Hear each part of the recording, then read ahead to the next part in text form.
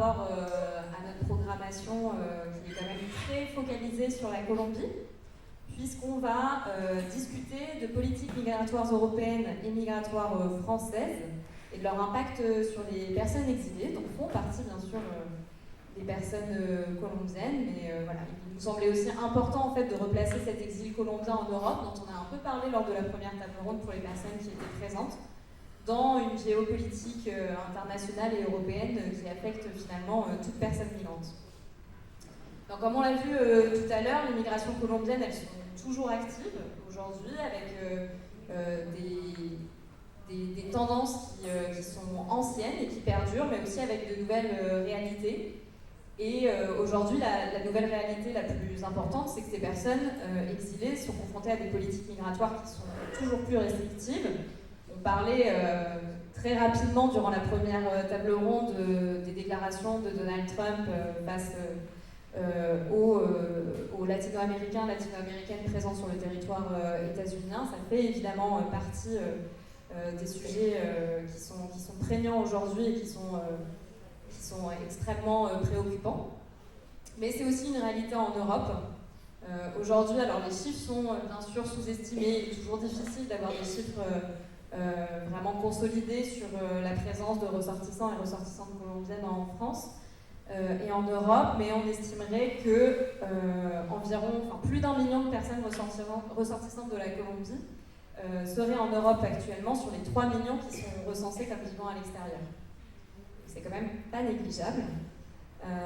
Et pour vous donner quelques chiffres aussi qu'on a réussi à récolter sur la France, encore une fois qui sont certainement sous-estimés, en 2023 c'était 43 800 Colombiens et Colombiennes qui étaient immigrés sur le territoire, et ça représentait 1600 demandes d'asile en 2023. On l'abordera, bien sûr, il y a des ressortissants colombiens qui sont sur le territoire, pas forcément en quête de protection, mais ça en fait partie, avec des taux de protection qui sont quand même assez importants, donc une reconnaissance assez importante de la protection de personnes colombiennes. Donc voilà, il nous a paru important de dédier cette table ronde aux politiques migratoires européennes et françaises, qui sont une dure réalité pour tout migrant et en particulier aussi pour les migrants latino-américains. Et pour ça, on a le plaisir d'avoir 3 invités avec nous aujourd'hui. D'abord Stéphanie Pichon, qui est à ma droite, qui est membre des permanences juridiques à l'ASTI de Bordeaux. L'ASTI, c'est une association, c'est l'association en solidarité avec tous les immigrés, qui est présente à Bordeaux depuis un certain nombre d'années. Et Stéphanie, tu es journaliste indépendante dans le champ culturel et l'urbanisme, et tu milites aussi depuis de nombreuses années pour les droits des personnes exilées. Et tu es engagée depuis pas mal d'années aussi au sein de l'association bordelaise de l'ASTI, où tu as été coordinatrice des permanences juridiques et présidente de l'ASTI.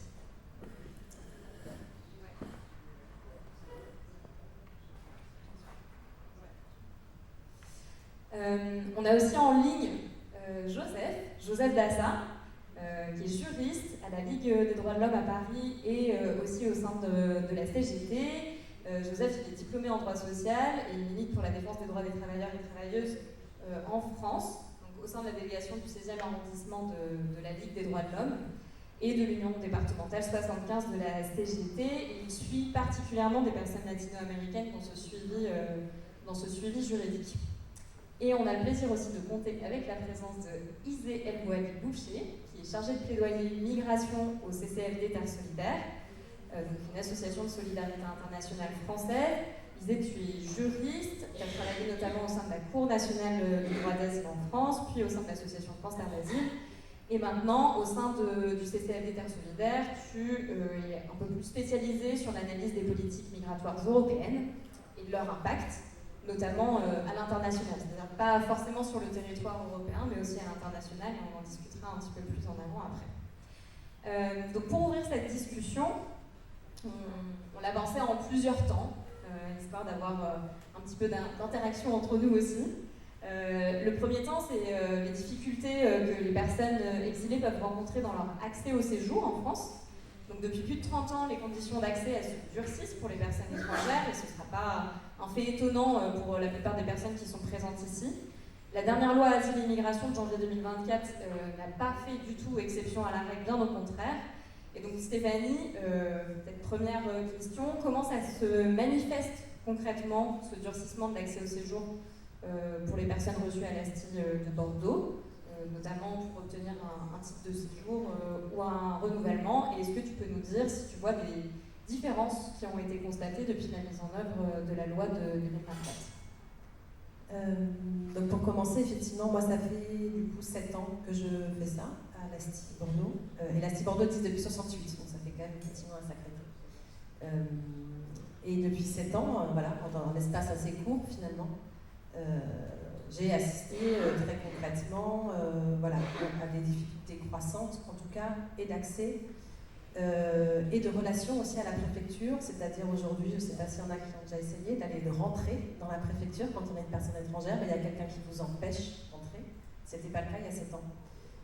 Voilà, donc, ne serait-ce aussi qu'un accès à l'information, hein, donc où effectivement on défend un accès au droit, parce qu'en fait l'État ne remplit pas ses obligations d'accès au droit, rend l'accès effectivement aux formulaires, etc. de plus en plus compliqué. On va parler de la dématérialisation qui est vraiment un obstacle très fort à la possibilité de demander des titres ou de les renouveler. Ça met vraiment les gens en panique, et nous aussi, parce qu'en fait on a beau savoir comment ça fonctionne souvent pas.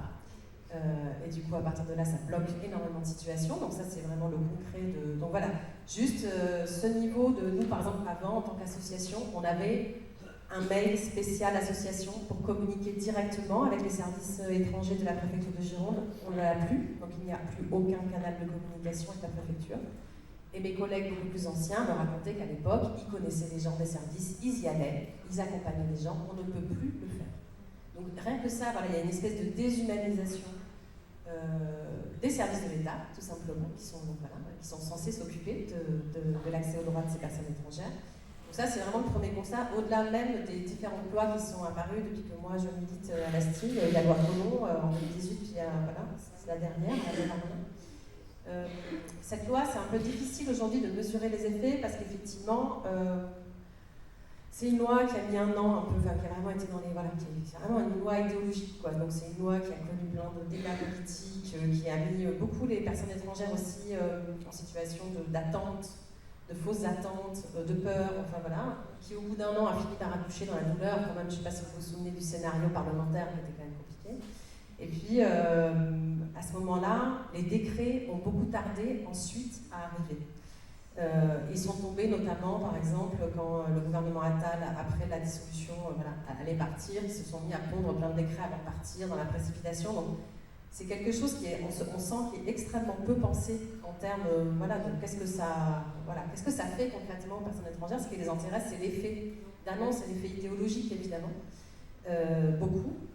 Ceci dit, aujourd'hui, ce qu'on constate, la première chose qu'on constate, et qui est peut-être la plus flagrante, c'est la question de l'éloignement, en fait, de ce qu'on appelle les OQTF, les obligations de quitter le territoire français, qui sont une des armes du ministère de l'Intérieur pour dire aux personnes qu'elles n'ont plus le droit d'être sur le sol et qu'elles doivent repartir, et qui donne possiblement après droit à expulsion, même si on sait qu'en France, il y a assez peu d'expulsions au regard du nombre d'OQTF prononcés.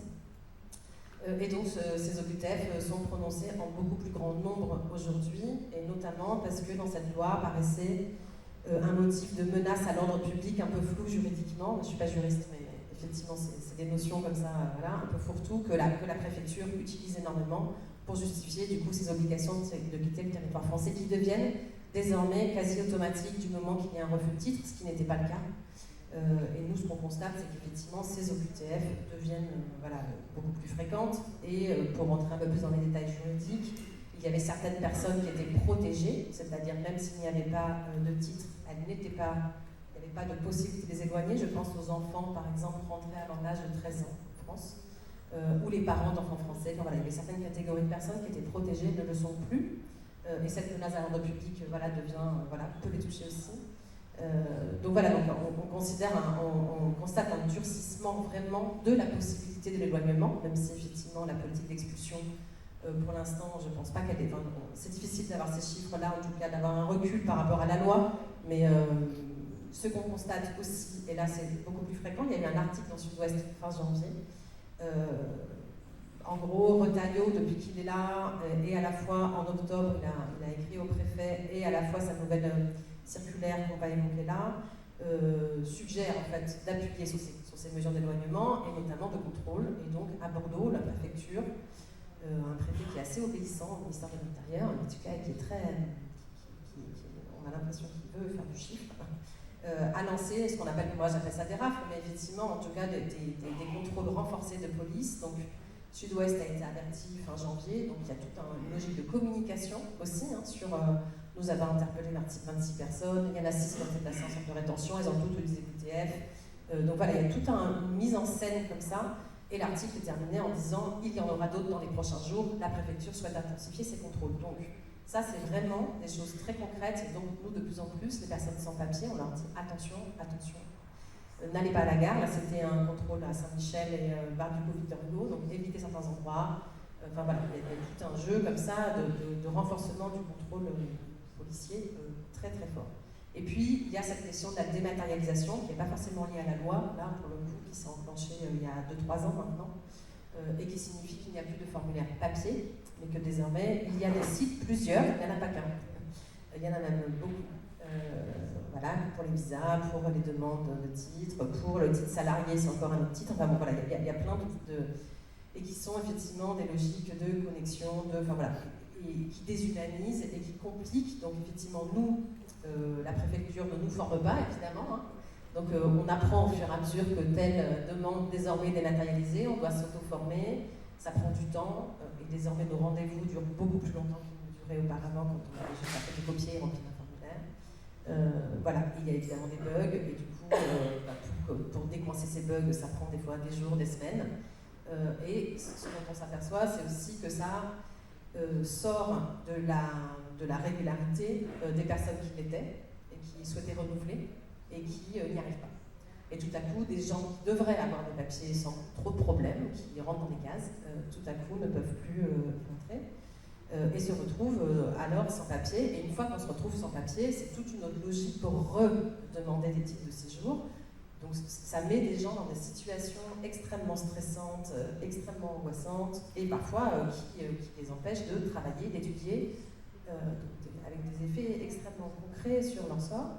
Et la dernière chose, j'ai beaucoup parlé, désolée, on a aussi la question des régularisations. Nous, on accueille beaucoup de personnes sans papier, pas que, mais c'est vrai qu'à l'ASTI, on voit beaucoup de personnes sans papier. Et la voie de la régularisation, pour faire un peu simple, longtemps, c'est-à-dire qu'on considérait qu'une fois que la personne était restée assez longtemps sur le sol français, on obtenait, si le préfet le voulait bien, c'est-à-dire c'est vraiment pas des titres de droit, c'est des titres à la discrétion. On justifiait la personne qui avait un travail, une famille, etc., on pouvait régulariser. Et notamment, il y avait cette circulaire Valls qui date de 2012, qui encadrait un petit peu notamment la régularisation par le travail. Donc il disait il faut 5 ans de présence, un nombre de feuilles de salaire, et puis au bout de 5 ans, vous pouvez commencer à demander à être régularisé. Et ce qu'on voit nous en Gironde quasiment depuis que je suis là, c'était pas tout à fait le cas au début, disons depuis 5-6 ans, donc il y a eu plusieurs préfets, c'est qu'il n'y a plus aucune régularisation par le travail. On a un préfet qui ne donne pas. Donc en France, c'est à peu près 30-35 000 régularisations par le travail chaque année. Bon, en Gironde, il n'y en a pas. Alors que les personnes qui viennent et qui restent, qui sont sans papier depuis très longtemps et qui arrivent à trouver un travail alors qu'elles n'ont pas le droit, parce qu'elles n'ont pas de papier, ont énormément d'espoir sur cette question de la régularisation. Et nous, on passe notre temps en ce moment à leur dire vous pouvez le faire, mais ici, ça ne passera pas. Donc c'est extrêmement dur pour nous qui militons pour la liberté de circulation et d'installation de dire à des personnes bon, en fait là, tu penses que tu auras des papiers, puis nous on te conseille plutôt de ne pas. Donc ça c'est vraiment compliqué. Et ce que rajoute la loi Retailleau, la loi Darmanin par contre, c'est qu'effectivement avant, quand une OQTF était prononcée pour un refus de titre, on considérait que l'OQTF n'était plus effective et qu'on pouvait peut-être repostuler, ou en tout cas voilà, au bout d'un an, enfin 1 an après que l'OQTF ait été prononcé, désormais c'est 3 ans. Et désormais, entre les lignes aussi, est dit que voilà, une fois que vous avez une OQTF, en gros, et que vous ne l'avez pas effectuée, bon, on considère qu'en gros, voilà, il n'y a plus de raison tellement que vous puissiez avoir d'autres titres, même au bout de 5 ans, même au bout de 6 ans, même au bout de 7 ans. Et donc, Depuis, on est beaucoup plus prudent parce qu'on sait qu'à la première OQTF, la possibilité de redemander un titre derrière et de régulariser un séjour va être extrêmement plus compliquée. Donc on est toujours là à dire aux gens, on pense qu'il faut encore attendre, mais on ne sait même pas en fait si cette attente vaudra le coup. Donc on se retrouve vraiment dans une position de porte-à-faux extrêmement compliquée en fait pour nous. Mais on continue à se dire qu'on est là pour informer les gens de leurs droits, et ils sont quand même contents d'avoir quelqu'un qui soit capable de leur exposer leurs droits, même quand ils en ont peu, et de continuer à les écouter, et de continuer à les recevoir, et de continuer à les accompagner. Dernière chose, Retailleau a envoyé une circulaire, là, tout récemment, sur la question des régularisations, parce qu'on obtenait quand même ici des régularisations pour vie privée familiale, c'est-à-dire pour des liens familiaux créés en France, ancrés en France. Et là, il est en train de dire qu'en gros, ce serait plutôt la question de la régularisation par le travail, et surtout par les métiers en tension, qui était la seule petite lueur d'espoir qu'il y avait dans cette loi assez dure, dont on n'a vu aucun, nous ici en Gironde, on n'a vu aucun impact aujourd'hui, on a déposé très peu de dossiers. Pourquoi ? Parce que les métiers en tension, la liste date de 2021. Elle n'a aucun rapport avec ce dans quoi les personnes étrangères travaillent. Donc en fait, on a très peu de gens qui rentrent dans les métiers concernés, mais vraiment très peu. Il y a effectivement dans le milieu agricole, mais c'est tout. Et donc on attend depuis longtemps une réactualisation de la liste des métiers, mais c'est vrai que pour l'instant cette liste, voilà, ils annoncent qu'ils vont l'actualiser, mais on n'a rien vu.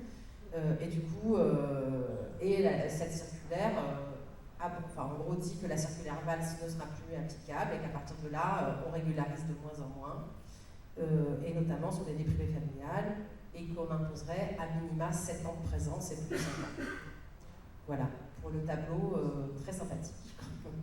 Désolée, mais voilà, c'est la réalité aujourd'hui de comment ça fonctionne. En tout cas, nous ici à Bordeaux, parce qu'effectivement, chaque préfecture aussi, après, a quand même, je sais qu'à Paris, mais peut-être ça, Joseph en parlera, en tout cas sur les régularisations par le travail, c'est d'autres, effectivement, nous ici. Les avocats, par exemple, à Bordeaux, nous, les avocats qu'on connaît qui militent pour les droits des étrangers, qui travaillent les droits des étrangers, disent « je ne prends plus de dossiers de personnes qui veulent se régulariser, je ne veux plus prendre de l'argent à des gens alors que je sais qu'il n'y aura aucune réponse positive, donc ils nous les envoient en disant bah, vous au moins c'est gratuit, vous au moins voilà, nous on leur dit aussi voilà, mais nous on leur dit aussi que c'est risqué. Après si la personne décide d'envoyer le dossier, on l'accompagne évidemment, c'est elle qui décide, c'est pas nous.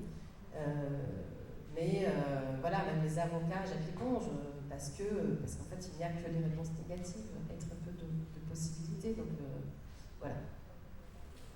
Merci beaucoup Stéphanie.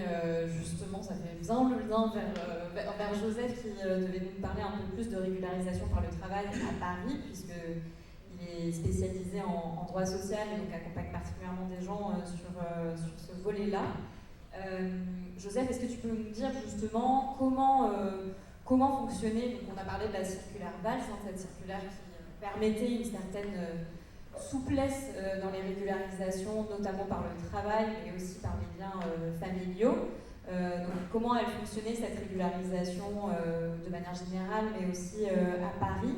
Et si tu peux revenir un petit peu, parce que tu l'as évoqué Stéphanie, des évolutions qu'il y a eu avec la loi de 2024, on en parlait beaucoup de cette question des métiers en tension, et comment cette logique en fait est venue renforcer aussi aujourd'hui la circulaire Retailleau. Voilà, nous dresser un petit peu un panorama de cette régularisation par le travail et des possibilités pour les personnes étrangères. Bonsoir à tous déjà, j'espère qu'on m'entend bien. Parfaitement. Parfait. Oui, donc Stéphanie a déjà un peu parlé de la circulaire Valls, qui était l'instrument principal auquel on servait dans les permanences juridiques, à la LDH notamment pour régulariser les personnes étrangères.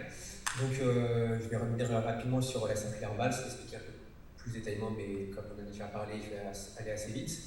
Déjà, ce qu'il faut savoir, c'est qu'avant 2012, il y a donc date à laquelle la circulaire Valls est entrée en vigueur, il n'y avait aucune règle qui a été établie, ce qui faisait qu'avant il y avait une sorte de zone grise administrative où tout dépendait du bon vouloir de la préfecture, il n'y avait pas de réels critères, enfin, il n'y avait pas trop de règles pour déposer un dossier. Et c'est en novembre 2012 que la circulaire est arrivée, et c'est le résultat direct des mobilisations des travailleurs sans papier à la fin des années 2000. Et ces mouvements ont permis de mettre sur la table la nécessité d'avoir des critères précis pour la régularisation, notamment par le travail, mais également pour des raisons familiales. Pour ce qui est de la régularisation par le travail, il y avait, comme a dit Stéphanie, les 3 ans de présence avec un certain nombre de fiches de paie, ou à défaut les 5 ans de présence avec également un certain nombre de fiches de paie. Je ne rentre pas dans les détails puisqu'on en a rapidement parlé. Il y avait aussi une règle spéciale pour les intérimaires, donc là c'était pas les mêmes règles, mais on a vraiment pensé à eux, ce qui est important. Il y avait aussi, quand c'était par le travail, ce qu'on appelait le pack employeur, et donc c'était un certain document que l'employeur devait fournir, et ça donnait un certain pouvoir au patron, puisque c'est eux qui décidaient finalement si la personne, le travailleur étranger, pouvait déposer un dossier ou pas, parce que sur ce document-là, aucune possibilité de déposer un dossier n'était possible. Et il y avait donc également la vie privée familiale, qu'on appelle rapidement VPF pour vie privée familiale.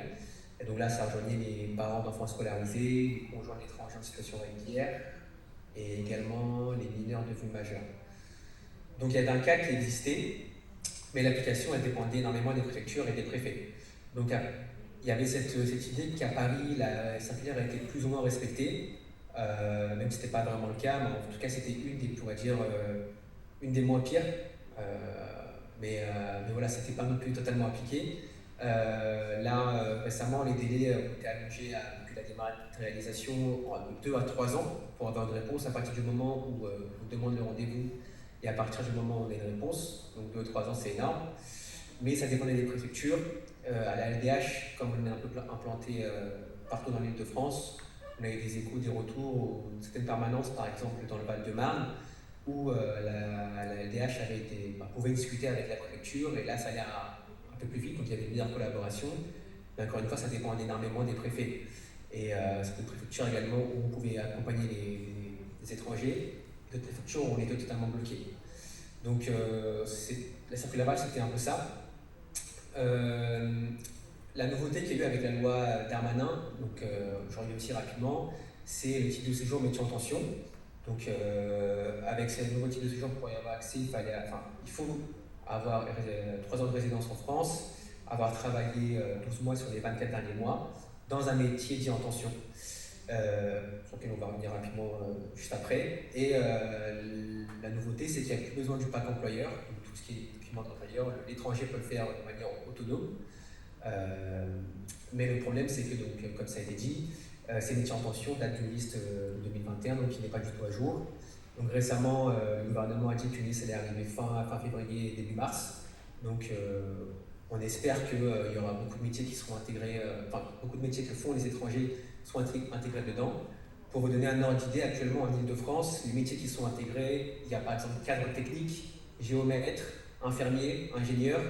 C'est des métiers où on ne retrouve pas du tout des travailleurs sans papier. Donc, ce qui fait que depuis que la loi Darmanin est entrée en vigueur, ce type de métier en tension, à ma connaissance, dans les permanences que je fais, n'a jamais été appliqué pour nous en tout cas, parce qu'on ne l'a jamais mobilisé.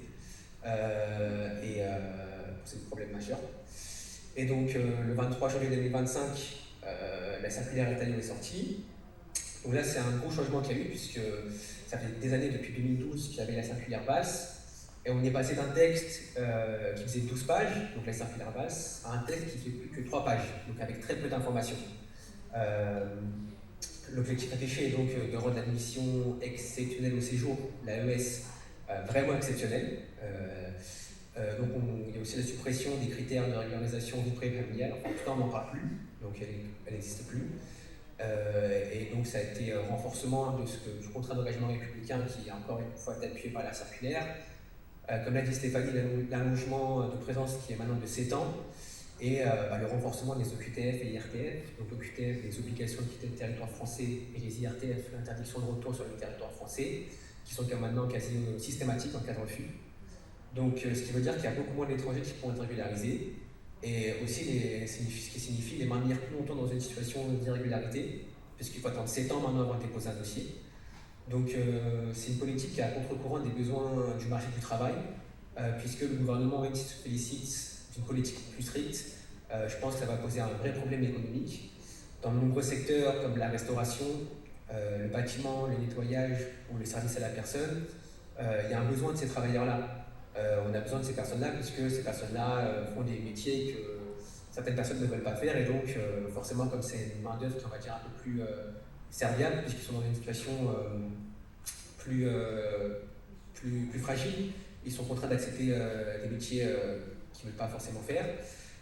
On retrouve, je crois, en Italie aussi, le gouvernement Meloni a dû régulariser beaucoup de sans-papiers, alors même qu'il y a une politique qui est vraiment très agressive sur les travailleurs, sur les immigrants en général. Et en Espagne aussi, où le besoin de main-d'œuvre a conduit à une régularisation importante des sans-papiers, parce qu'on avait besoin d'eux dans certains secteurs d'activité.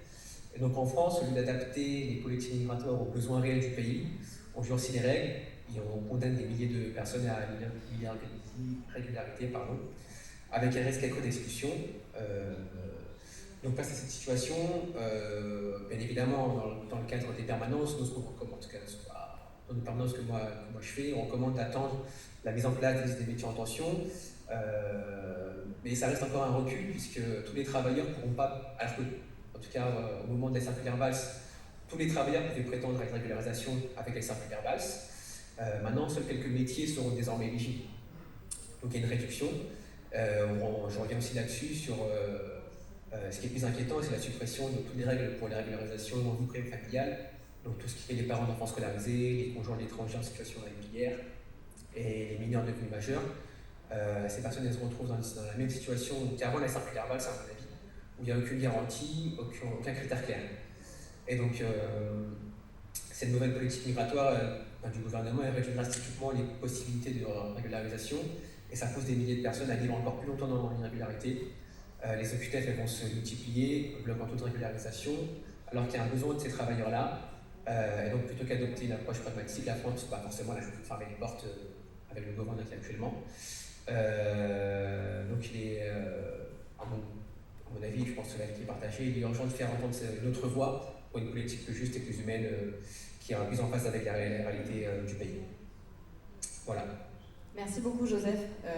Donc c'est ce qu'on a vu avec vos deux interventions, c'est que l'accès au séjour et à la régularisation en France, elles se font de plus en plus humaines. En fait, les possibilités sont quasi nulles aujourd'hui, même si on a des pratiques de préfecture qui peuvent être différentes en fonction des territoires.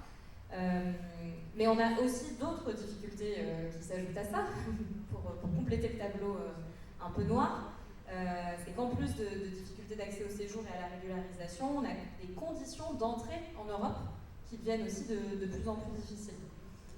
Et ça a été notamment incarné par un texte européen qui a été adopté récemment, en mai 2024, qui s'appelait le Pacte européen sur l'asile et la migration, et qui a drastiquement du coup changé les conditions d'entrée sur le territoire européen pour les personnes migrantes. Donc Isée, toi tu as travaillé sur ce texte et notamment sur le décryptage pour comprendre ce texte énorme qui a énormément d'implications. Donc est-ce que tu peux nous dire qu'est-ce que le pacte a changé en fait aujourd'hui dans la procédure d'entrée sur le territoire européen, notamment aux frontières européennes, et quelles sont les implications du pacte pour les pays en dehors de l'Europe? Bonsoir, merci pour cette question parce qu'effectivement, on ne se rend pas toujours compte de l'importance énorme du droit de l'Union européenne, ou en tout cas on en parle un petit peu moins. On a quand même pas mal parlé de la loi Darmanin au moment où elle a été adoptée dans l'espace médiatique, le pacte européen. Je ne sais pas à quel point vous êtes familier avec ce texte, mais on l'a quand même beaucoup moins évoqué. Et pourtant, il est effectivement hyper important. Alors comme tu l'as dit, c'est énorme, c'est une dizaine de textes. Environ 1500 pages qui couvrent une bonne partie de tout ce qui se rapporte aux droits des étrangers en Europe, aux droits d'asile en Europe.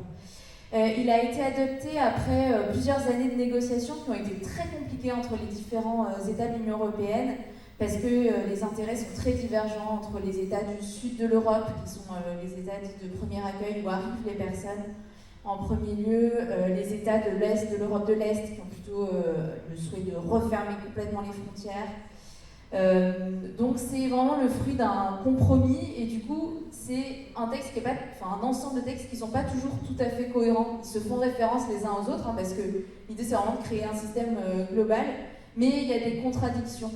qui résulte un peu de ces négociations qui se sont tenues vraiment jusqu'à la fin, jusqu'à la dernière minute. Quand on entend les négociateurs et les négociatrices en parler, on se rend compte que ça a vraiment négocié sur chaque mot jusqu'à la toute dernière minute.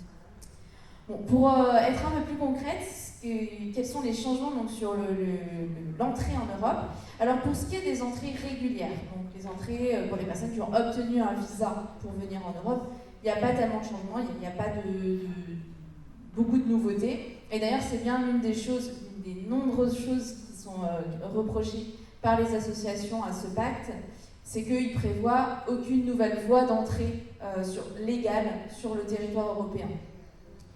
À part, alors il y a un règlement réinstallation donc pour les personnes qui sont déjà reconnues réfugiées par le Haut Commissariat des Nations Unies, mais c'est quelque chose, ça a beau être un règlement, il n'y a quasiment aucune contrainte pour les États. Donc les évolutions principales en matière d'entrée, finalement, elles concernent les personnes qui arrivent de façon irrégulière, soit en traversant elles-mêmes les frontières, soit en rejoignant l'Europe par le biais de sauvetage en mer. Et ça, vous savez certainement, c'est un élément important, parce qu'il y a beaucoup de personnes qui arrivent, un certain nombre de personnes en tout cas qui arrivent par les mers. Alors le principal changement, c'est que le pacte introduit une procédure de tri aux frontières. Vraiment, on peut le dire comme ça. D'ailleurs, le règlement s'appelle le règlement filtrage, avec l'idée que l'intégralité des personnes qui passent une frontière européenne fassent l'objet d'un examen, d'un enregistrement et d'un tri. Alors concrètement, comment ça va se passer? Un petit peu difficile à dire, parce que malgré ces 1500 pages, le pacte n'est pas toujours très clair ni toujours très précis. Et puis parce qu'il faut voir comment les États vont le mettre en œuvre. Mais en gros, l'idée, c'est que les frontières extérieures, donc ça ne concerne pas la frontière, par exemple, entre la France et l'Italie, mais que toute personne qui traverse une frontière extérieure, donc de façon irrégulière, ou arrive par la mer, soit immédiatement maintenue. Alors le terme, c'est maintenue à la disposition des autorités. Donc on ne dit pas que c'est de la rétention, on ne dit pas que les personnes doivent être enfermées, on dit même que ça doit être fait uniquement en dernier recours, mais en même temps, on dit bien que les personnes elles doivent rester dans un lieu qui est bien déterminé par les autorités, donc on a du mal à imaginer autre chose que de l'enfermement un peu systématisé. Et pendant une petite période, donc les autorités ont 7 jours pour étudier la situation de chacune des personnes qui vont passer par cette procédure. Donc la procédure, ça inclut un contrôle sanitaire, une identification des vulnérabilités, donc c'est plutôt nécessaire mais important, mais aussi bien sûr un contrôle d'identité, l'enregistrement des données biométriques, donc avec la fameuse prise des empreintes. Ça, c'est une autre caractéristique du pacte, il étend encore les possibilités de fichage, qui sont pourtant déjà très nombreuses et importantes. Un contrôle de sécurité aussi, parce qu'il y a cette idée qui traverse, alors c'est vraiment pas du tout propre au droit français, ça traverse le droit européen, qu'il faut s'assurer que les personnes étrangères qui arrivent en France ne sont pas dangereuses, c'est vraiment l'obsession des responsables politiques. Et donc à l'issue de cette procédure, on va orienter les personnes. Donc soit on leur donne le droit d'entrer sur le territoire de l'État européen, soit on estime que non, et on va les maintenir dans cette situation d'enfermement pas très bien définie. Et là, on a 2 nouvelles procédures qui ont lieu à la frontière, la procédure d'asile ou d'éloignement. L'asile, c'est un droit fondamental, il est protégé par le droit international, par la Constitution française, etc.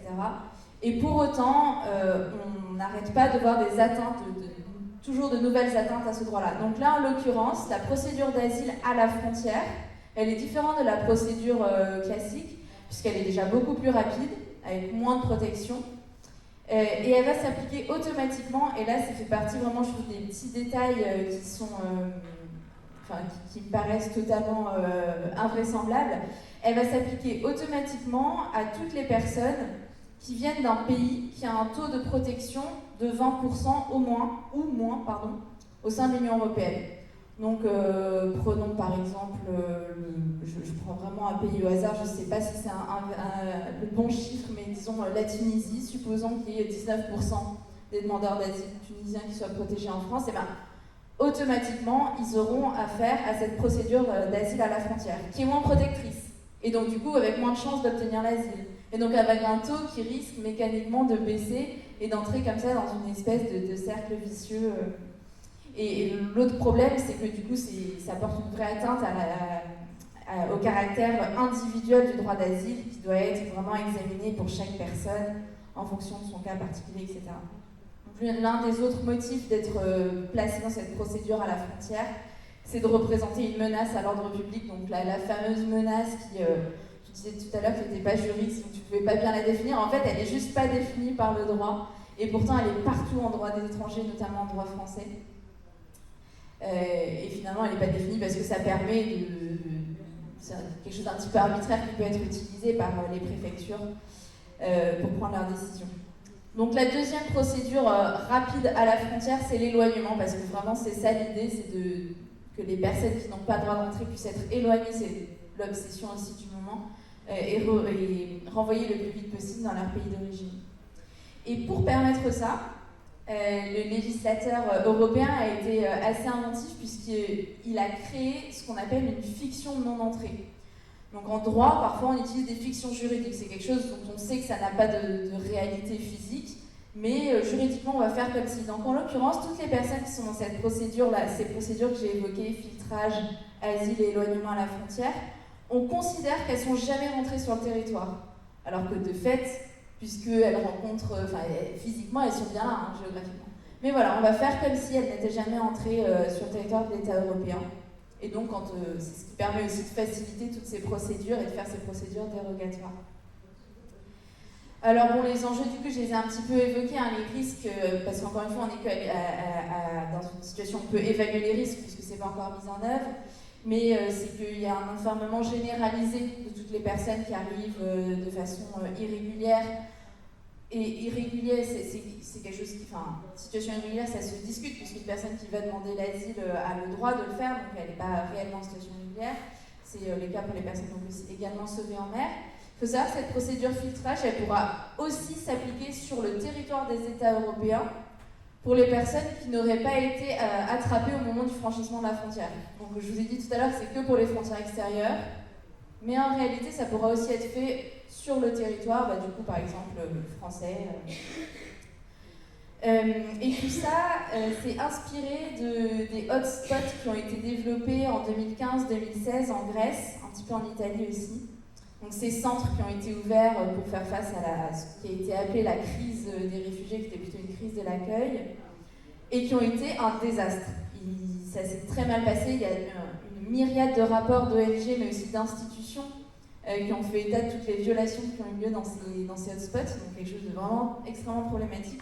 Et en fait, ça a directement inspiré cette procédure de filtrage et ce nouveau modèle que je viens de décrire. Très brièvement, il y a aussi un règlement qui s'appelle crise et instrumentalisation et qui prévoit que dans quelques cas particuliers, les États européens peuvent déroger alors pas à tout évidemment, mais à un certain nombre de droits fondamentaux, à un certain nombre d'obligations. Les délais deviennent plus longs, les garanties sont moins fortes. Et ce cas-là, donc ces dérogations, elles interviennent dans 3 situations.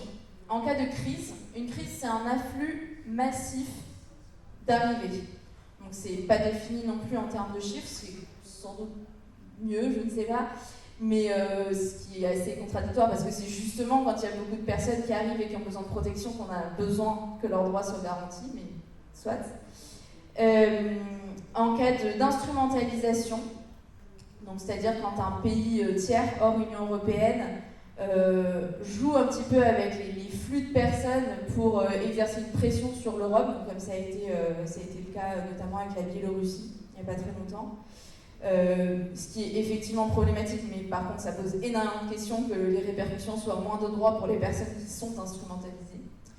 Et le troisième cas, c'est force majeure, typiquement pandémie. Donc là encore, à voir comment ce sera mis en œuvre, mais beaucoup de craintes sur la garantie des droits fondamentaux et des droits humains. Je crois que tu m'as posé une question aussi sur l'impact, tu disais tout à l'heure qu'on travaillait sur l'impact en dehors de l'Europe de ce pacte, qui est important aussi, parce que, et ça c'est vraiment un élément qui est essentiel, le pacte, il donne une part vraiment centrale aux politiques d'externalisation des frontières. C'est pas quelque chose qui est nouveau, l'externalisation, ou la dimension externe des politiques migratoires, mais c'est quelque chose qui est en train de s'accélérer très fortement. L'externalisation, ça passe par plein de moyens, mais en résumé, c'est les méthodes, les politiques que les États européens mettent en œuvre pour essayer d'empêcher de mettre à distance les personnes étrangères au maximum. Et souvent, ça passe par déléguer des prérogatives à des États hors de l'Union européenne. Donc ça peut passer par le déploiement de Frontex, des agents de Frontex, dans des pays, dans les Balkans par exemple, comme ça se fait en ce moment. Ça passe par des accords de coopération où les États européens et l'UE versent des sommes d'argent très importantes à des États tiers pour qu'ils renforcent leurs frontières et qu'ils empêchent les personnes d'arriver jusqu'en Europe. Ça peut passer par une politique sur la politique des visas, ou encore par ces nouvelles idées qui sont pas mal évoquées en ce moment d'extraterritorialité, où là carrément on conclut un accord avec un État tiers pour qu'il accepte de prendre en charge des demandeurs d'asile ou des personnes qu'on souhaite éloigner du territoire français. Donc là je fais référence par exemple à l'accord entre l'Italie et l'Albanie, qui est en train de se mettre difficilement en œuvre, mais tout de même. Et donc, sans rentrer dans ce détail-là de ce qui peut être fait par les États, le pacte, néanmoins, à plusieurs reprises, valorise cette dimension extérieure des politiques migratoires et dit que ça doit être vraiment l'un des piliers de la politique migratoire européenne. Et peut-être un dernier exemple là-dessus, c'est le fameux mécanisme de solidarité qui est introduit dans le pacte. On pourrait se dire, intéressant, un mécanisme de solidarité, on a besoin de solidarité. En fait, non, pour l'Union européenne, la solidarité, c'est vraiment entre États européens et pour faire face aux arrivées de personnes étrangères. Donc, on est dans une certaine vision de la solidarité. Et donc ça, c'était censé être un élément vraiment essentiel du pacte, de mieux répartir en gros l'accueil des personnes étrangères au sein de l'Union européenne. Donc l'idée, c'était que quand il y a beaucoup de personnes qui arrivent en Italie, l'Italie le signale à l'Union européenne, et puis les personnes étrangères, les demandeurs d'asile, etc., sont répartis en France, en Allemagne, etc. Donc comme je disais tout à l'heure, les États de l'Est n'étaient pas trop d'accord, même pas du tout d'accord avec cette idée-là. Résultat, le mécanisme, il n'est pas contraignant. Donc voilà. Et les États surtout ont des alternatives. Ils peuvent soit verser une certaine somme d'argent à l'Union européenne pour ne jamais avoir à accueillir personne, soit faire valoir des actions, des mesures qu'ils ont prises déjà concernant la gestion des migrations, la gestion des frontières, y compris dans des États tiers. Donc concrètement, ça veut dire que pour être solidaire en sein de l'Union européenne, on peut dire « Ah moi j'ai payé la Libye pour qu'elle construise de nouveaux centres de rétention, j'ai été suffisamment solidaire comme ça, je n'accueille personne sur mon territoire. » Donc on voit tout de suite à quel point c'est incompatible avec une idée de solidarité, et puis surtout on voit cette place toujours plus importante qui est donnée à l'externalisation. Et petite parenthèse, c'est pas du tout propre à l'Europe cette politique d'externalisation. On voit vraiment la même chose qui se passe en Amérique, et donc je fais le parallèle pour évoquer un petit peu la Colombie, mais c'est vrai aussi pour le Mexique et pour en gros beaucoup des États de passage, en tout cas d'Amérique centrale et d'Amérique du Sud, dans lesquels les États-Unis conduisent une politique similaire. Donc ça peut passer par conditionner l'aide au développement à un renforcement des frontières, par la construction de centres pour essayer de retenir les personnes migrantes pour empêcher qu'elles arrivent jusqu'aux États-Unis, par la militarisation des frontières, parce que finalement c'est quelque chose qu'on retrouve un petit peu partout, et qui pose les mêmes problèmes de violation des droits humains, de personnes qui disparaissent sur les routes migratoires, qui sont séquestrées, qui sont tuées, etc. Donc je n'ai pas trop embelli le tableau qui a été dressé au niveau français. C'est vrai que c'est pas hyper facile d'être optimiste sur ce sujet en ce moment. Mais c'est important de savoir que ce qui a été décrit en France est finalement vraiment s'inscrit dans un paysage européen et international qui va vraiment dans une même direction. Peut-être pour faire un lien avec ce que tu disais sur les Amériques et sur l'externalisation, récemment il y a eu des négociations entre le gouvernement états-unien de Donald Trump et le gouvernement du Salvador pour réaliser des expulsions de ressortissants latino-américains de manière générale, c'est-à-dire pas forcément des ressortissants du Salvador.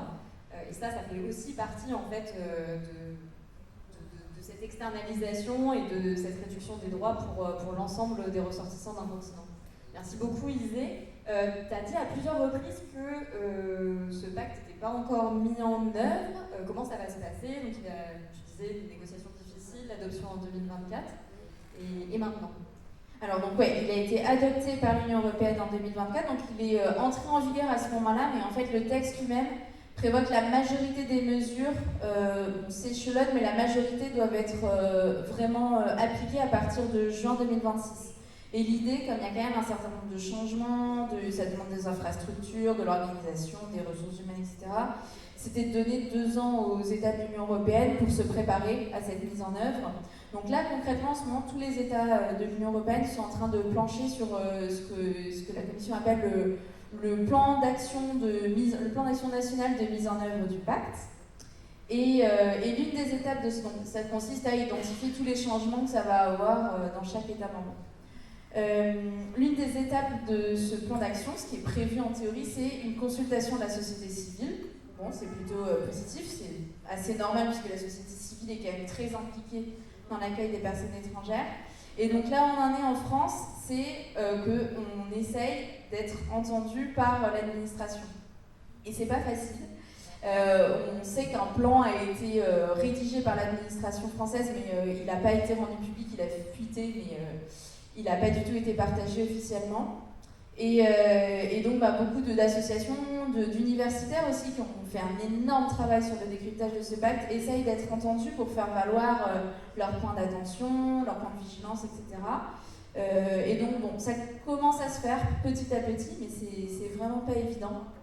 Et peut-être un autre point sur la mise en œuvre au niveau européen. Donc je l'ai dit, il y a vraiment beaucoup de dissensions et en fait ça s'est vu, mais à l'instant où le pacte a été adopté, on a déjà eu des réactions de différents États. Donc certains qui ont dit, ah ben moi je veux pouvoir opt-out, donc je veux avoir une dérogation pour ne pas l'appliquer. Il y en a d'autres qui ont dit, il faut absolument qu'on change de calendrier et qu'on se débrouille pour commencer à l'appliquer là tout de suite, enfin qu'on accélère la mise en œuvre. Donc on voit à quel point les dissensions sont énormes. Et en fait, c'est un petit peu un pari aussi ce pacte, parce que si tous les États ne coopèrent pas et ne jouent pas le jeu, c'est un petit peu... Alors, bon, déjà, c'est pas très réjouissant son contenu, mais il y a un peu un risque que ça s'effondre complètement et qu'en fait, l'idée même j'ai été un petit peu critique, mais l'idée même qu'il y ait une solidarité entre États membres, qui est quand même pas absurde, si les États ne jouent pas de jeu et que ça ne marche pas cette fois-ci avec ce pacte, il y a un peu un risque en fait, il y ait juste plus de perspective d'un système européen d'asile et que les acquis qu'on a, parce que malgré les critiques, il y a des acquis en Europe et c'est important de le savoir, il y a le risque que ça s'effondre complètement. Donc les prochaines années vont être assez déterminantes. Oui, j'imagine. Et on a parlé, donc c'était... Ouais, tu veux rebondir avant? Je voulais juste revenir parce que tu parlais effectivement de la question des arrivées sans visa ou avec visa. Enfin, sur les visas, il n'y avait pas grand-chose qui avait changé. Je voulais juste dire que c'est un peu comme la préfecture. En tout cas, nous, de ce qu'on constate, des gens qu'on suit et qui font des demandes de visa, là pour le coup, des demandes de visa qui sont justifiées, c'est-à-dire qu'ils y auraient droit. Et désormais, dans toutes les ambassades, enfin, en tout cas dans les pays que nous on couvre, les gens qui viennent à l'ASTI, désormais prendre un rendez-vous au consulat pour demander un visa. Donc il y a effectivement une dématérialisation, on demande le visa en ligne toujours désormais, et ensuite pour obtenir un rendez-vous au consulat, une fois qu'on a rempli son petit formulaire, quasi tous les consulats, en tout cas que nous pour l'instant on contacte, je ne vais pas dire que c'est tout le monde parce que je ne suis pas sûre, mais délèguent à des sociétés privées la prise de rendez-vous. Donc vous êtes renvoyé sur une société privée, vous n'êtes plus, voilà, il y en a plusieurs. Et là, il faut que vous payiez pour avoir un rendez-vous. Donc, il faut que vous payiez en monnaie locale, avec un moyen de paiement local. C'est-à-dire généralement, par exemple, nous on fait souvent des demandes de visa de personnes réfugiées ou qui ont des protections et qui ont le droit, c'est un droit pour elles de réunir leur famille avec elles, c'est-à-dire je pense par exemple aux Afghans, aux Soudanais, parce que c'est beaucoup de cela qu'on a en ce moment, une fois qu'ils ont obtenu le statut, ils ont le droit d'être rejoints par leurs femmes, par leurs enfants, etc. Il y a une impossibilité totale d'accéder à ces droits. À Téhéran, par exemple, puisqu'il n'y a plus d'ambassade à Kaboul, ils doivent aller à Téhéran, donc il faut qu'ils fassent sortir leur famille d'Afghanistan, il faut qu'ils aient les moyens de venir à Téhéran, et à partir de là, ils n'arrivent pas, n'arrivons pas à prendre rendez-vous avec l'ambassade à Téhéran. Il y a des listes d'attente de dingue. Il n'y a que les voies de recours juridiques, c'est-à-dire qu'il n'y a donc, quand il n'y a pas de réponse au bout de 2 mois, on dit à un avocat de faire un recours parce qu'il n'y a pas eu de prise en compte du dossier pour prendre rendez-vous. Ensuite, une fois qu'il y a le rendez-vous, il n'y a pas de réponse dans un tel délai, on redonne un avocat qui dit attention, vous n'avez pas respecté les délais, nanana. Enfin, on est dans un processus de recours permanent, dans un grand besoin de juridique. D'ailleurs, les tribunaux administratifs en France le disent, désormais, il y a une inflation dans leur travail quotidien du droit des étrangers. C'est vraiment devenu une grande partie de leur travail, parce que les préfectures ou les consulats ne font pas leur boulot, en gros. Donc ça, c'est la première chose, c'est qu'il y a un empêchement, y compris des personnes qui ont droit à des visas, qui ne peuvent pas y accéder. Donc ça, et nous-mêmes, on bute, c'est extrêmement compliqué. Donc ça, c'est voilà, une impossibilité forte. Et la deuxième chose, pour revenir sur ce que tu disais sur le pays d'accueil, enfin l'entrée, comment on se répartit, l'espèce d'empêchement aussi, nous ce qu'on voit aussi beaucoup, c'est une personne qui migre, voilà, parfois elle a des attaches là ou là, parce qu'elle a un cousin, parce qu'elle a... et c'est pas parce qu'elle arrive en bateau en Italie, qu'en fait c'est là qu'elle a envie de vivre. Et on voit beaucoup, nous, de gens qui, avec un titre de séjour de réfugié italien, ou des fois avec une carte d'identité, parce qu'ils ont obtenu la au bout de tout ça, ça fait 10 ans qu'ils sont là-bas, ils viennent en France parce qu'en fait, leur première volonté, c'était de venir là. Et donc, voilà, cette question de se dire, en fait, ces gens, ils ont des désirs aussi, c'est pas juste, ils sont pas juste là, on les pose quelque part, et puis c'est là qu'il faut que vous soyez, en fait. Enfin, ils ont le droit de choisir aussi où est-ce qu'ils vont vivre, où est-ce qu'ils vont s'intégrer, où est-ce qu'ils vont vivre cet exil, qui est toujours un truc douloureux, jamais simple, et cette impossibilité aussi de revoir la famille, quand on reste sans papier très longtemps, on voit, c'est extrêmement, extrêmement douloureux. Des gens, ça fait 7 ans qu'ils n'ont pas vu leurs enfants, leurs femmes, voilà, parce qu'en fait, ils n'ont pas de papier, quoi. Et du coup, ça, c'est vraiment aussi une violence extrême aux personnes, en fait. Donc voilà, donc, ce que je veux dire, c'est qu'ils auront beau mettre en place tout ce qu'ils mettent en place. Effectivement, les gens ils bougent, enfin, voilà, ils circulent dans le monde. Nous aussi, on circule souvent. Voilà, et que ce respect à circuler devrait être beaucoup plus présent en fait, et qu'on brise des vies par cette impossibilité et de choisir et de circuler. Merci. Et ouais, en fait, au-delà de toutes ces conséquences juridiques, il y a quand même des vies derrière et des conditions de vie qui se retrouvent détériorées. Il y a eu des attaques particulières, tu parlais de la réunification familiale, donc le fait pour des personnes réfugiées de faire venir leur famille en France notamment, mais dans le pays où elles ont obtenu une protection. Il y a aussi ce qu'on appelle en France le regroupement familial qui est autorisé pour certaines personnes. Ces 2 droits, ils ont été particulièrement attaqués ces dernières années, on va dire, dans les différentes initiatives législatives qui ont eu lieu sur la question de l'immigration. Et peut-être un autre droit aussi dont on a entendu beaucoup parler, c'est le droit à la santé, aux soins, et notamment toutes ces initiatives contre l'aide médicale d'État en France qui ont été prises. Est-ce que, je ne sais pas qui voudrait peut-être parler de ça, de l'actualité, de où on en est et comment les personnes vivent par rapport à ces enjeux? Moi, j'ai juste un petit chiffre là-dessus, après je vous laisserai compléter, mais on a une association avec qui je travaille a recensé, juste sur le début du mois de février, 6 propositions de loi différentes qui visent à restreindre le droit des étrangers. Ça touche à la santé, au mariage, à la nationalité, etc. C'est très très dense. Après, sur la question de la santé, effectivement, ce qu'on constate, c'est qu'il est de plus en plus difficile d'obtenir un titre de séjour. On appelle ça étranger malade, c'est-à-dire pour des soins qui ne sont pas accessibles dans le pays d'origine. Donc il y a pas mal de personnes qui viennent aussi pour ça. Et effectivement, on voit de plus en plus de refus. En fait, il y a l'OFI, il y a un collège de médecins, qui examine ces dossiers. On voit de plus en plus de refus à ce moment-là. On voit aussi de plus en plus de refus une fois que même ça s'est passé de la préfecture qui dit non in fine. On voit de plus en plus de refus pour les personnes qui accompagnent ces personnes malades. Il y avait des des espèces d'autorisations provisoires de séjour, elles sont devenues extrêmement compliquées à obtenir. Et effectivement, la loi fait passer en fait avant, l'idée c'était quand vous étiez étranger et que vous n'aviez pas accès aux soins dans votre pays, c'est-à-dire des fois c'est parce qu'on n'a pas l'argent ou parce qu'on est très loin d'une grande ville, voilà, on vit dans un grand pays, on vit très loin et on n'a pas accès alors qu'ils existent. Et désormais, c'est des soins qui ne seraient pas disponibles dans le pays. Voilà, ça c'est la tendance de se dire, c'est plus tellement l'accessibilité, c'est la disponibilité. Donc si ça existe dans le pays, peu importe que vous ayez accès ou pas, on va vous refuser ici d'être soigné.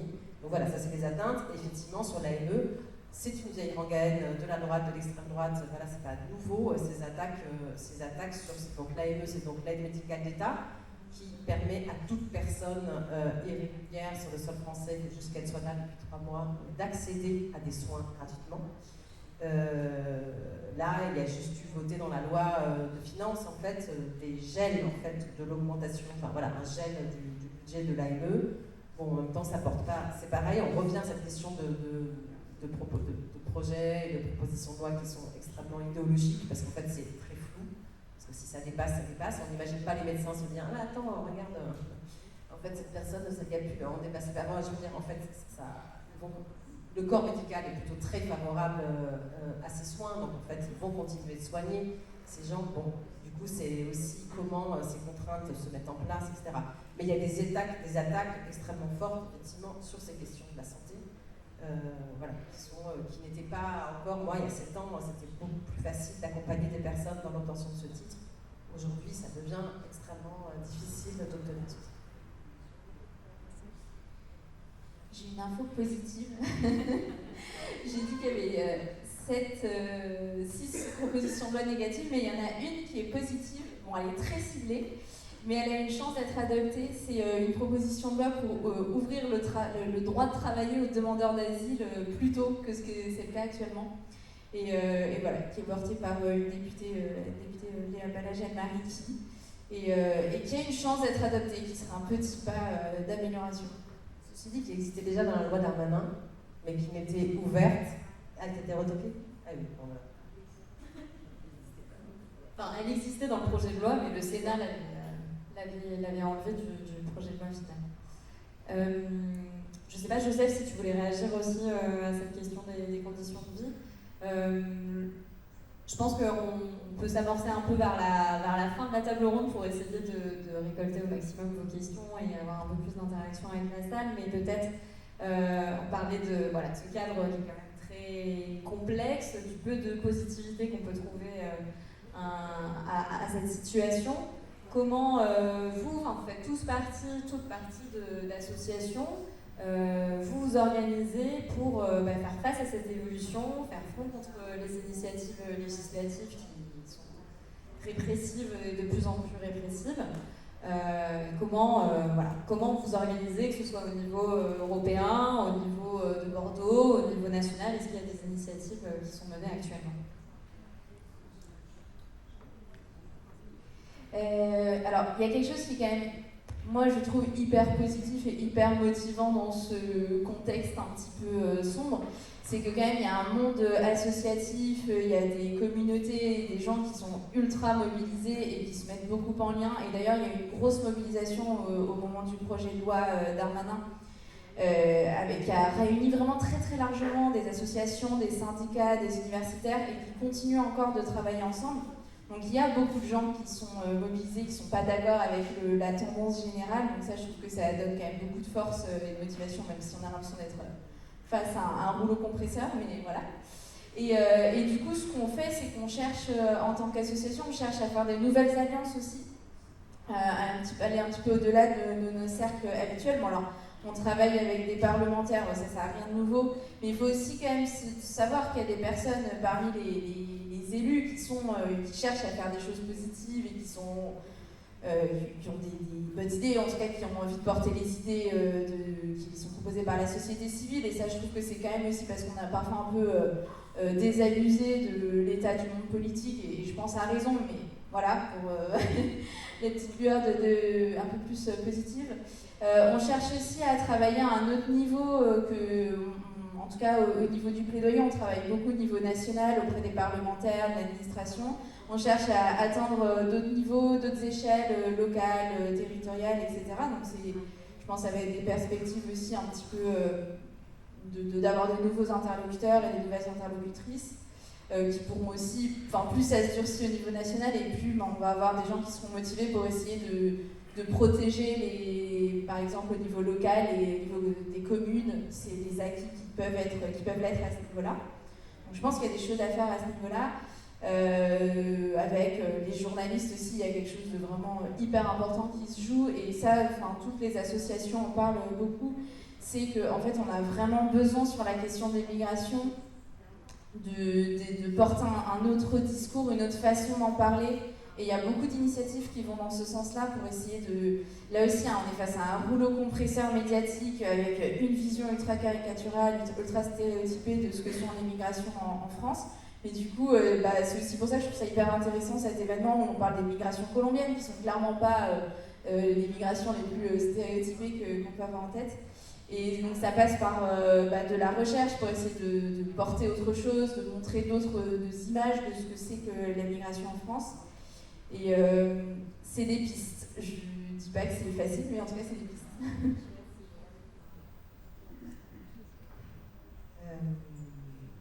Je vous avoue qu'en fait, effectivement, au concret, comme ça, c'est difficile des fois de retrouver l'énergie, parce qu'on se dit que nous, on est là pour renseigner les gens sur les cadres de la loi, et quand la loi se restreint, on a l'impression d'être parfois le porte-parole de l'État.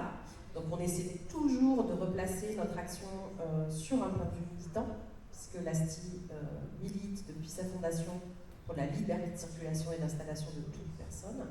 Et donc on le rappelle des fois aux personnes qui viennent nous voir, on essaie de ne pas être un service, donc on essaie de ne pas, on n'est pas des professionnels, on est une centaine de bénévoles à l'ASTI, donc à la fois sur les cours de français, parce qu'on a un gros volet cours de français, et sur les permanences administratives et juridiques, donc c'est une asso, il n'y a qu'une seule salariée sans bénévole, ce qui n'est pas rien. À un moment, il y a eu un creux comme ça de bénévolat, un peu comme toutes les assos un peu anciennes, il y avait un creux générationnel. On a réussi à engager des jeunes. Les jeunes gens sont force motrice, donc c'est aussi ça qui nous tient, c'est la transmission. Donc comment on transmet un combat, l'histoire d'un combat, le concret, le présent d'un combat, comment on reste au contact de l'information juridique, de l'information aussi politique, comment on la transmet. Ici à Bordeaux, il y a ce qu'on appelle les États généraux des migrations, donc c'est un regroupement d'associations qui s'est notamment beaucoup investi l'an dernier, au moment de la loi. On a vu, nous, on a fait des réunions d'information, des événements, on a vu à quel point ça mobilisait, on a vu à quel point dans les manifs, je vous assure que des manifs, des fois, sur la question de l'immigration, on n'est pas nombreux. Et du coup, là, il y avait quelque chose aussi de se dire, ça rassemblait largement.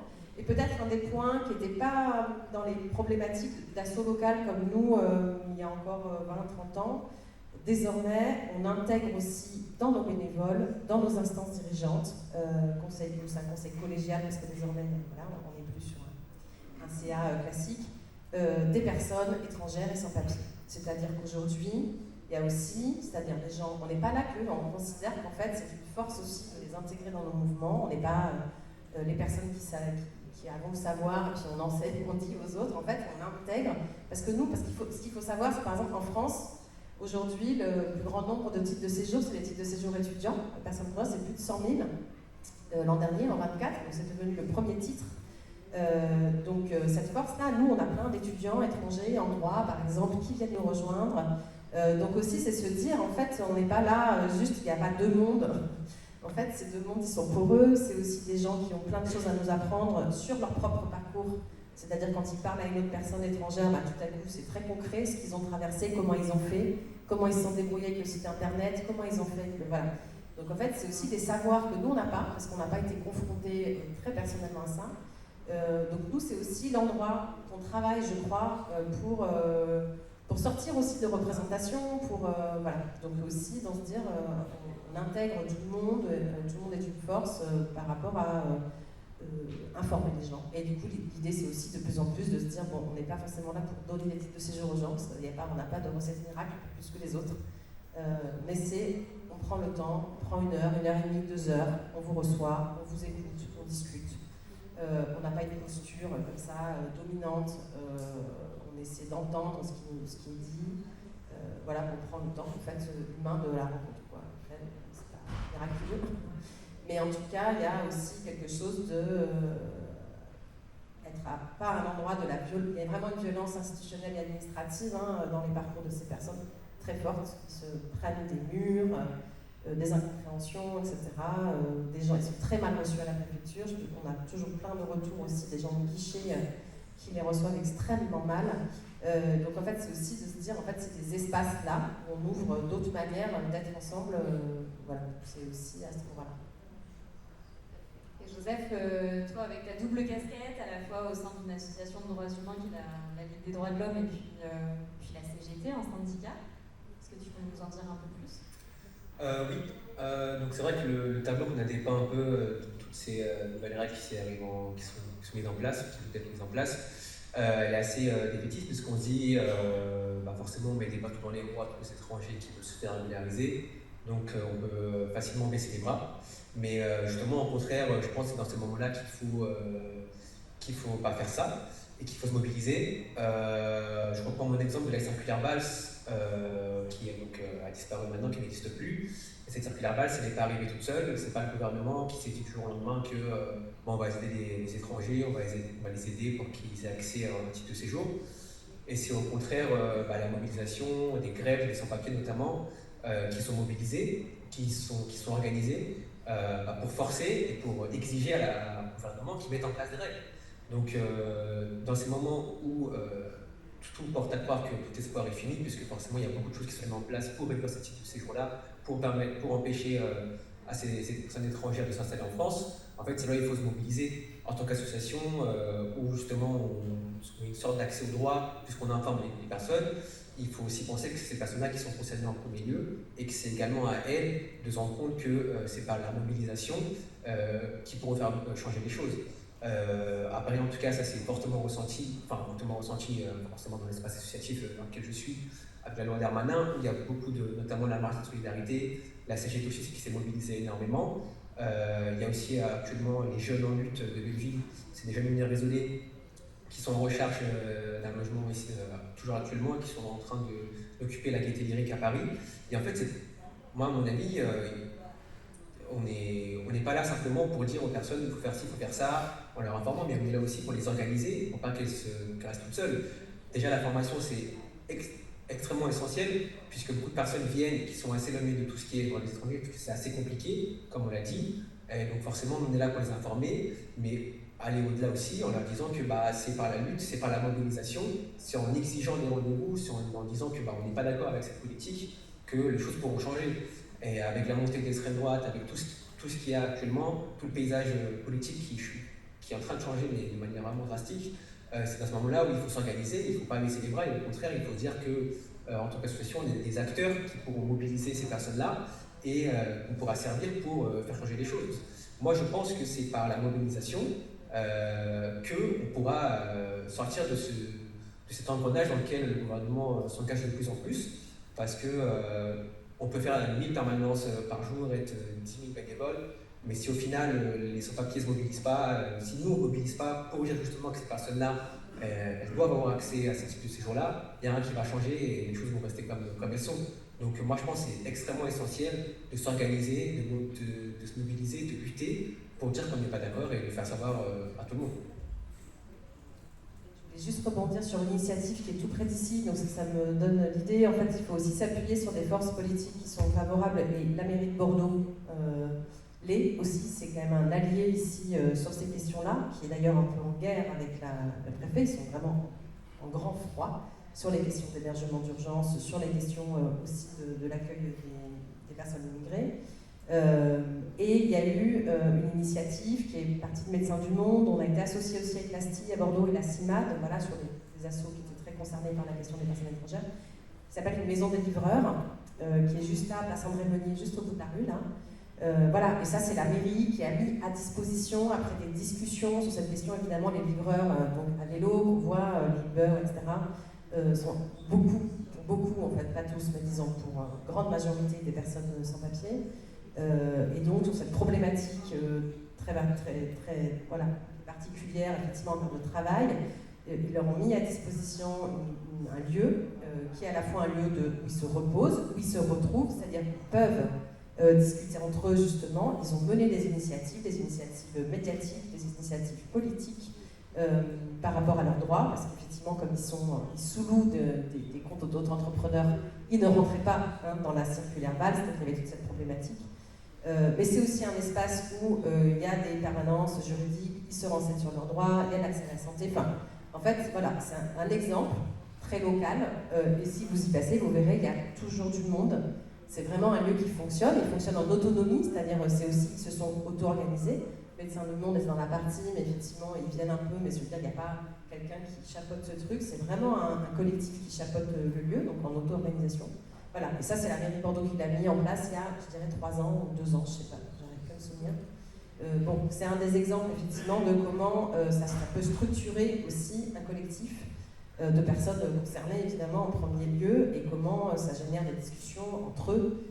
Et quand ils se sont rendus compte, parce qu'ils n'étaient pas vraiment au fait, qu'en fait ils n'auraient jamais accès, ou difficilement, parce qu'ils ne rentraient pas dans le cadre de la régularisation par la circulaire, ils ont organisé des conférences de presse pour pointer cette question, pour dire qu'en fait il fallait changer ça, etc. Donc il y a vraiment, voilà, c'est l'exemple parfois de. Voilà. Donc c'est vrai que localement, il y a des appuis politiques aussi, voilà, et que ailleurs en France, j'imagine qu'il y en a d'autres aussi. Merci beaucoup à tous les trois pour vos interventions riches et merci pour les notes d'espoir finales. Est-ce qu'il y a des questions dans la salle? De réflexion, pas forcément des questions.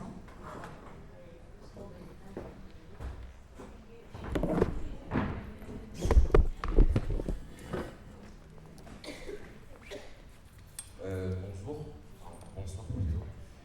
Merci pour votre prise de parole qui était très enrichissante. Moi, je voulais revenir sur un point, le fait que en fait, l'idéologie justement du politique, malheureusement, bloque en réalité une vraie politique migratoire au niveau européen ambitieuse, ce qui fait qu'aujourd'hui, on est déjà dans un contexte, comme l'a rappelé Joseph, dans un contexte de la montée des idées d'extrême droite, et en fait dans une logique un peu productiviste où au lieu de se demander, justement pour venir au thème des exilés, au lieu de se demander ce que ces personnes-là ont perdu pour venir ici, on est dans une logique où on se demande mais qu'est-ce qu'elles peuvent nous rapporter à nous et pourquoi nous on devrait en fait accepter ces personnes-là sans même se demander en fait tous les sacrifices qu'elles ont dû faire pour pouvoir venir ici. Et aussi le fait de pareil souligner qu'il y a beaucoup d'intérêts privés, d'entreprises qui ont fait de leur nouveau fonds de commerce la lutte contre l'immigration, on va dire irrégulière, et qui font en fait de ce domaine-là en fait leur nouvelle boule aux yeux d'or. Voilà. Surtout par rapport à ça.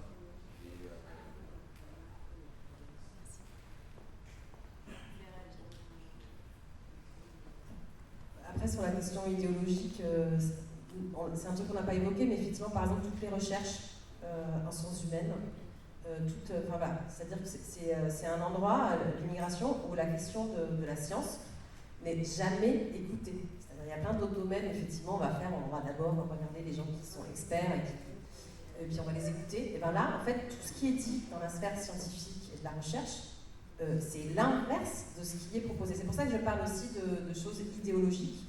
C'est-à-dire qu'en fait, ce n'est ni en lien avec ce que concrètement vivent les associations et les structures qui sont en charge de ces personnes, enfin voilà, qui militent, voilà, bon bref. Donc ce n'est ni lié au concret des situations, ni lié à la recherche qui prend plus de recul, qui soit en termes démographiques, géographiques, enfin en plein de domaines.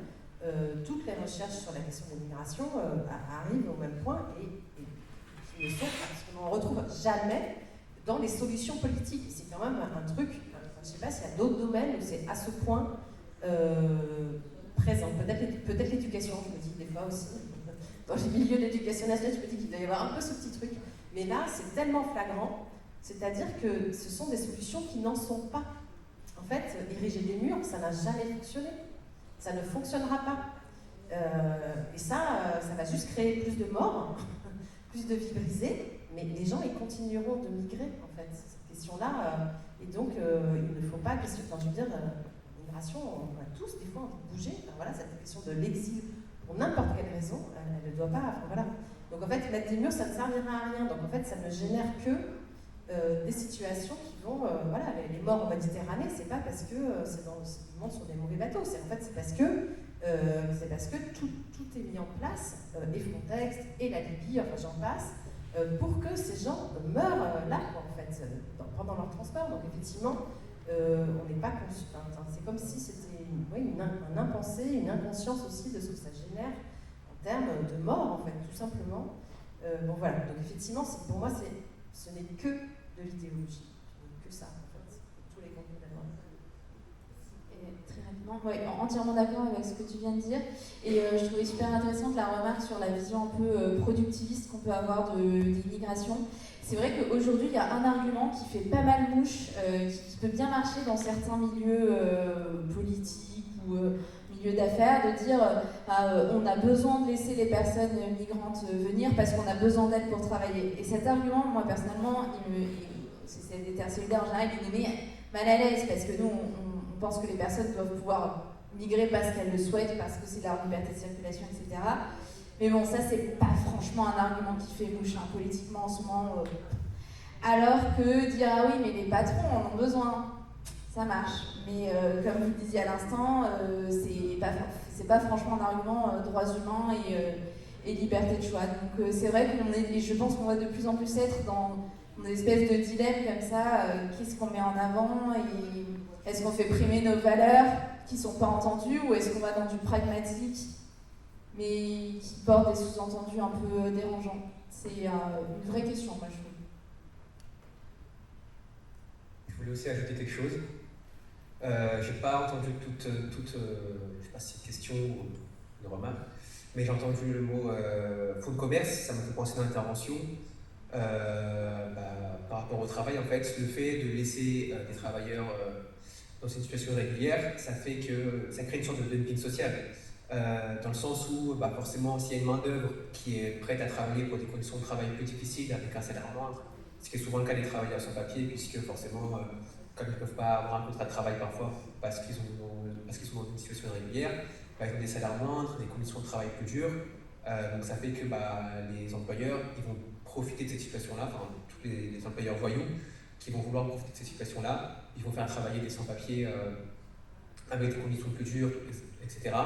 Et qui forcément va causer qu'ils vont embaucher plus de sans-papiers et pas, on va dire, d'autres travailleurs que les autorisations de travail, puisqu'ils vont dire on a une main-d'œuvre qui est plus serviable, plus cordiale, qui ne connaît pas forcément ses droits et qui aura plus de mal à se plaindre puisqu'ils auront la peur de se faire expulser, etc. Et donc ça veut dire que les employeurs, enfin surtout les voyous, ils vont profiter de cette main-d'œuvre-là plus facilement, puisque maintenant on va laisser ces personnes en situation régulière plus longtemps dans l'irrégularité.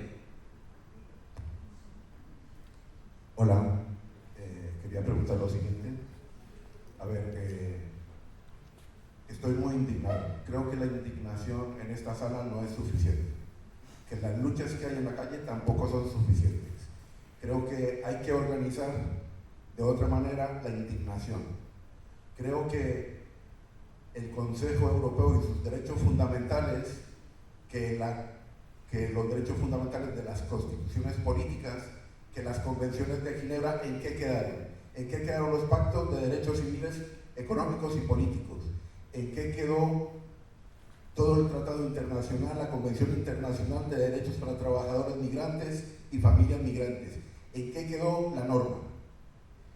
Me pregunto, en este momento, ¿cuál es la capacidad que tenemos de organizarnos de otra manera? Porque el momento es muy complejo, muy difícil. Estamos frente a un factor ideológico metido en las normas. En las normas está metido el factor ideológico de la ultraderecha, el fascismo. Tenemos que organizarnos de otra manera. Llamo la atención para que nos organicemos. Llamar a la unidad social y política, de todas las formas, unir todas las luchas. No nos estamos enfrentando al problema de las migraciones, nos estamos enfrentando al fascismo.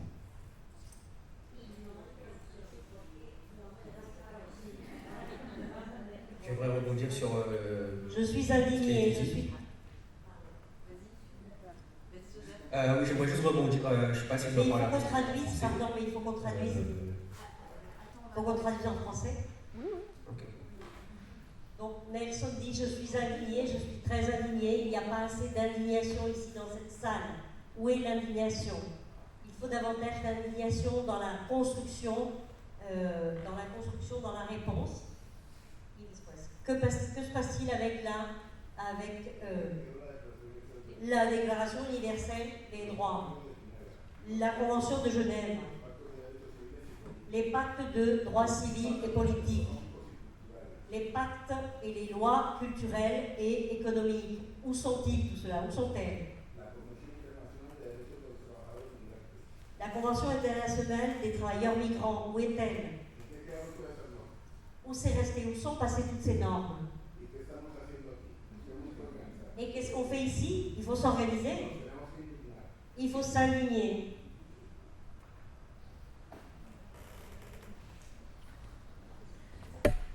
Vas-y, Joseph. Oui, donc pour rebondir sur ce qui a été dit, moi je trouve que c'est une remarque très pertinente, puisque justement ce qu'il faut c'est s'organiser pour dire qu'on n'est pas d'accord avec tout ce qui se passe, mais ça ne concerne pas uniquement les personnes en situation irrégulière, ça concerne également les étrangers en situation régulière, puisque un public qu'on voit de plus en plus, notamment avec la dématérialisation, c'est des personnes qui ont déjà en France depuis un très long moment, qui ont des titres de séjour, parfois même des titres de séjour de 10 ans, ou des cartes de résident, et qui n'arrivent pas à le renouveler. Ou des personnes qui perdent leur titre de séjour parce que, moi c'est le cas par exemple il y a un petit moment où une personne qui a été condamnée, enfin qui a été condamnée auparavant, et on lui a refusé de renouveler son titre de séjour à cause de cette condamnation, alors qu'il était en France depuis qu'il a 16 ans. Donc en fait, non seulement ça fragilise les personnes qui sont en situation irrégulière, mais ça fragilise aussi la situation des personnes qui ont déjà un titre de séjour et qui se remettent des bâtons dans les roues pour le renouveler, ou des règles qui sont mises en place pour justement minimiser ou empêcher leur renouvellement. Par exemple, le fait, avec la loi Darmanin, le fait de ne pas pouvoir renouveler plus de 3 fois un titre de séjour qui porte la même mention. Ça veut dire qu'au bout du 3e renouvellement, on peut nous dire on refuse de vous donner un nouveau titre de séjour avec la même mention parce que vous l'avez déjà eu 3 fois. Donc en fait, c'est plein de règles qui sont mises en place, pas uniquement pour les personnes en situation régulière, mais également pour les personnes qui sont déjà en situation régulière ici en France, mais qui sont des étrangers. Donc c'est pas uniquement les travailleurs, mais les personnes en situation régulière qui doivent se mobiliser, mais c'est tous les étrangers en France, puisque ce qu'on veut, c'est justement les empêcher de s'installer de manière durable et de pouvoir entrevoir une vie à long terme en France. Donc c'est toutes ces personnes-là qui doivent se mobiliser, et pas uniquement les personnes en situation régulière. Voilà, je voulais juste rebondir sur la question de l'indignation. Nous, on fait des permanences toutes les semaines. On fait 4-5 heures de permanence en soirée. Et on ressort chaque fois très indigné. Et je conseille à tout le monde, j'aimerais que des gens d'extrême droite viennent faire ça juste une fois d'avoir des gens face à eux qui racontent ce qu'ils vivent. Donc cette indignation, pour moi, peut-être que ça peut paraître à monsieur assez loin d'une mobilisation, ce qu'on fait.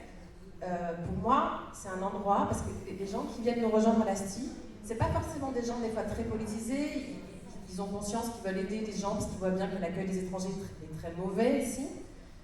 Mais en fait, cet endroit de la permanence, qui peut paraître très juridique, pas très intéressante, c'est un endroit d'indignation, c'est un endroit de formation politique, c'est un endroit de voir très concrètement qu'est-ce que font ces politiques fascistes, parce qu'effectivement, on y est, je suis assez d'accord avec vous, et c'est des espaces d'apprentissage, de mobilisation politique. Évidemment que l'ASTI, ça fait 70 ans, 80 ans qu'elle se mobilise dans toutes les manifestations, pas que celles concernant la question de la migration, l'an dernier avec les retraites, les droits des femmes, etc. On milite évidemment sur toutes ces questions. Peut-être après, sur la question des textes internationaux et européens, on est encore, mais bon, je me dis que Trump est quand même en train de casser la question du droit international. Quand un des plus grands acteurs ne le respecte plus, effectivement, ça commence à devenir compliqué. Mais on a encore la chance en France et en Europe d'avoir des juridictions, et là je parle au niveau du tribunal administratif, au niveau de la cour d'appel, Nous, par exemple, la CNDA, enfin, voilà, sur l'OFPRA, effectivement, donne pas tant que ça de titres de statut de réfugié, et effectivement, c'est par les juridictions autres. Donc le pouvoir juridique, évidemment, tout est fait pour diminuer son pouvoir. On voit bien que Trump, c'est par là qu'il commence. On voit bien que le Conseil constitutionnel, par exemple, c'est par là aussi qu'il commence, je sais pas chez nous. Mais il y a encore ces instances qui sont extrêmement importantes. Nous, ici, il y a des juges ennemis, mais il y a des juges alliés, je vous assure. Et si ce n'était pas là, il y aurait beaucoup plus de gens qui seraient avec des OQTF, qui auraient des refus de titres, etc. Donc, et on fait valoir, évidemment, que la Convention de Genève, etc., on fait valoir ces textes. On fait valoir ces textes dans les recours. Ce sont des textes qui sont utilisés, ce sont encore des textes qui sont entendus par les juges. Donc on n'est pas encore à cet endroit du fascisme, on se dirige, mais on n'est pas encore à cet endroit du fascisme où le pouvoir juridique est pieds et mains liés au pouvoir politique. Donc je dirais deux choses depuis mon expérience, moi, de militante, à mon endroit de Alasti, et puis cette question juridique que vous avez évoquée, effectivement, sur les textes internationaux. Je rejoins complètement et je précise juste que la Convention pour les droits des travailleurs migrants n'a pas été signée par la France ni par aucun pays d'Europe.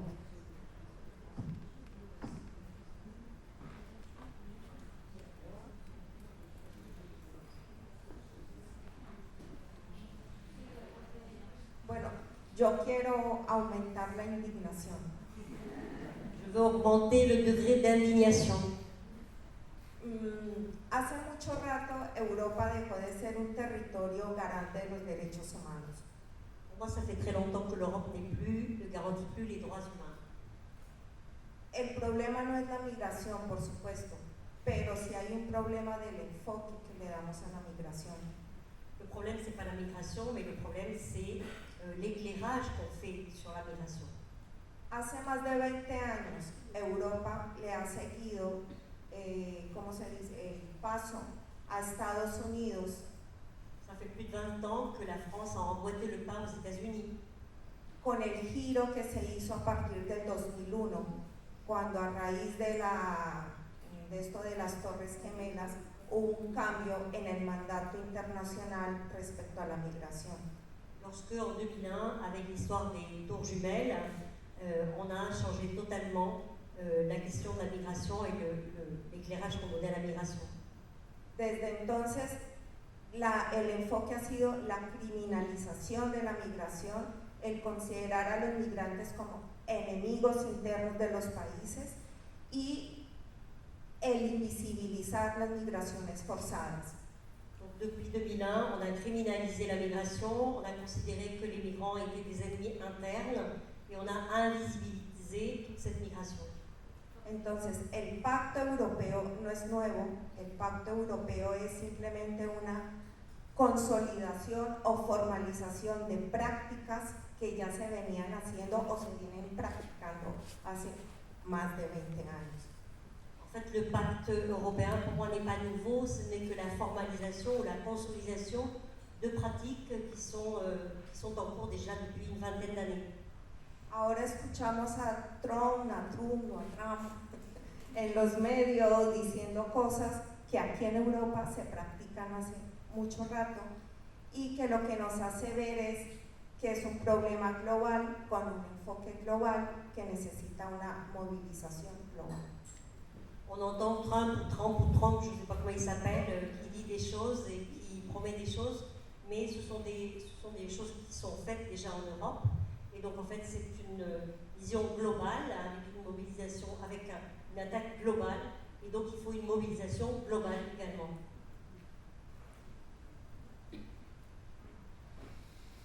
Vale, muchas gracias. Bueno, yo soy una persona bastante positiva y creo que las luchas no podemos pararlas, eso es cierto. Alors moi je suis une femme plutôt positive. Je pense qu'en effet, il ne faut pas arrêter les luttes.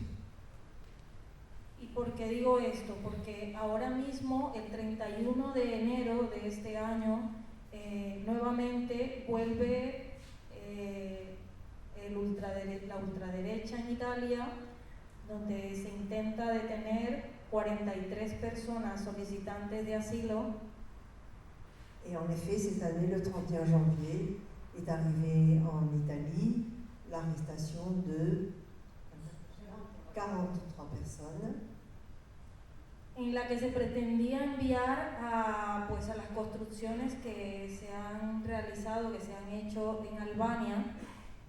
Alors ces personnes qui étaient demandeuses d'asile, on a prétendu, on a essayé de les envoyer pour construire en Albanie. Y esta acción de Giorgia Meloni fue rechazada por el Tribunal de Roma. Et cette tentative de Meloni a été rejetée par le tribunal de Rome. Ahora mismo pues se está esperando la intervención del Tribunal de Justicia de la Unión Europea para que dé el resultado o respuesta a esta situación. Et on attend maintenant la réponse du tribunal européen.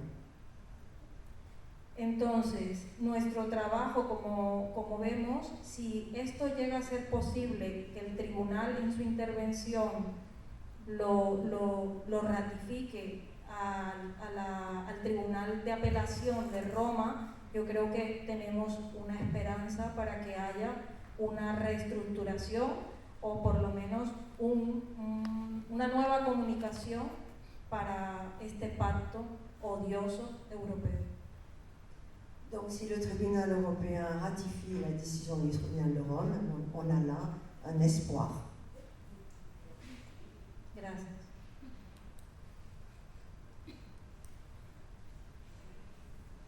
Je ne sais pas s'il y a des commentaires, des réflexions de différentes personnes. Ouais, c'est juste de rebondir sur cette question de la jurisprudence, évidemment qu'elle est précieuse, voilà, et que voilà, ce pouvoir-là, il est encore là et qu'il est activé par le milieu associatif, en tout cas fortement. Et je suis entièrement d'accord sur la question de la criminalisation des personnes étrangères en France, et depuis longtemps, effectivement. Je rappelle que les centres de rétention administrative, c'est-à-dire juste on vous enferme parce que vous n'avez pas de papier, vous n'avez rien fait, donc il date des années 80, donc, et d'un gouvernement de gauche, soit dit en passant. Donc effectivement, on n'a pas entendu l'extrême droite pour criminaliser les personnes étrangères, et c'est un processus qui est lointain. Et effectivement, voilà, je suis entièrement d'accord avec cette question de voir la personne migrante et étrangère que comme un problème et comme un ennemi. Et évidemment, le problème, c'est que longtemps, ce discours, il a fonctionné sur une partie de la population. Désormais, il fonctionne à grande échelle parce qu'il y a des moyens médiatiques et parce que c'est un discours qui est repris quasiment par toutes les gradations des partis politiques. C'est-à-dire qu'il y a vraiment une espèce voilà, on est parti d'un discours de droite, d'extrême droite, à une totalité, en fait. Et c'est vrai que c'est là que c'est extrêmement... ça fait extrêmement peur, cette question-là. Donc évidemment, cette question de lutter toujours contre cette vision de l'autre, en général, en fait, aussi, oui, c'est un travail qu'on fait tout le temps, en fait. Oui, je rejoins complètement ce que tu dis et je suis d'accord avec l'idée globale. On est sur une pente qui est assez préoccupante. Effectivement, une très grosse partie du contenu du pacte, ça entérine des pratiques qui existaient à plus petite échelle ou dans certains États. Donc effectivement, très préoccupant. Là où je voudrais nuancer, c'est que je ne suis pas entièrement d'accord avec l'idée qu'il n'y a plus aucun droit humain en Europe. Enfin, c'est pas exactement comme ça que ça a été dit. Mais effectivement, on a encore un système juridique, on a des juridictions qui sont imparfaites, qui sont empêchées parfois, mais on a un édifice juridique quand même qu'on peut encore activer et qui passe par plein d'exemples, comme les bâtons qui sont mis dans les roues de l'accord entre l'Albanie et l'Italie. Il y a déjà eu quand même 2 groupes de personnes qui n'ont pas pu être restées en Albanie grâce à un tribunal italien. On attend la jurisprudence européenne. Un autre exemple, parce qu'on a parlé d'externalisation tout à l'heure, il y a un accord, il y a 2 accords en fait avec la Tunisie, l'un avec l'Union européenne et l'autre avec la France, qui sont très préoccupants. L'accord entre l'UE et la Tunisie sont dénoncés depuis longtemps par plein d'ONG en France, en Italie, en Tunisie, beaucoup évidemment. Et là, tout récemment, après une large mobilisation, après des enquêtes de journalistes, d'ONG, l'Union européenne, la Commission européenne vient d'annoncer qu'elle allait remettre en cause ses financements en Tunisie pour s'assurer du respect des droits humains. Bon, alors on va voir ce que ça donne concrètement, quelles vont être les conséquences, mais il y a des choses encore qui peuvent être faites, qui sont faites et qui fonctionnent. Et du coup, juste pour finir là-dessus, oui, il y a besoin de se mobiliser de façon globale, parce qu'on l'a évoqué tout à l'heure, ces dynamiques, elles sont globales, elles sont internationales, et clairement, c'est absolument essentiel, et c'est aussi ce qu'on essaye de faire au CCF des Terres Solidaires, parce qu'on a des partenaires un peu partout dans le monde, et c'est absolument ce qu'il faut qu'on fasse tous ensemble. Oui, j'ai entendu le mot indignation à plusieurs reprises, et je voudrais revenir un instant à l'Amérique latine. Colombie, le Venezuela. Vous savez qu'au Venezuela, il y a 7 millions, on estime à 7 millions le nombre de migrants qui sont partis. Et je vois un certain nombre d'organisations non gouvernementales, de solidarité, s'émouvoir, s'indigner, en partie à la gauche de France, la gauche française, s'indigner et se montrer solidaire de ces migrants vénézuéliens. Et je vois ces mêmes organisations de gauche, de solidarité, signer des textes ineptes, c'est bien ineptes, dénonçant une pseudo-dictature au Venezuela, alors même que nous savons que cette migration vénézuélienne, elle est provoquée par des sanctions qui ont fait s'effondrer l'économie du Venezuela, et qu'en réalité, l'indignation, la réelle indignation, il faut l'avoir évidemment, la solidarité avec les migrants vénézuéliens, on l'a, mais la véritable indignation, c'est sur la politique impérialiste des États-Unis, qui provoque au Venezuela, comme en Colombie, des catastrophes humanitaires que nous dénonçons. C'est-à-dire qu'en fait, il faut prendre les deux côtés de la chaîne, se montrer solidaire des migrants qui sont chassés par la misère, la violence politique, mais également les causes de ces migrations. Et je souhaiterais dire un certain nombre d'organisations françaises que j'ai vu récemment signer des textes vraiment stupides, dénonçant la dictature de Maduro, que la migration vénézuélienne, ce n'est pas Maduro, c'est l'impérialisme américain.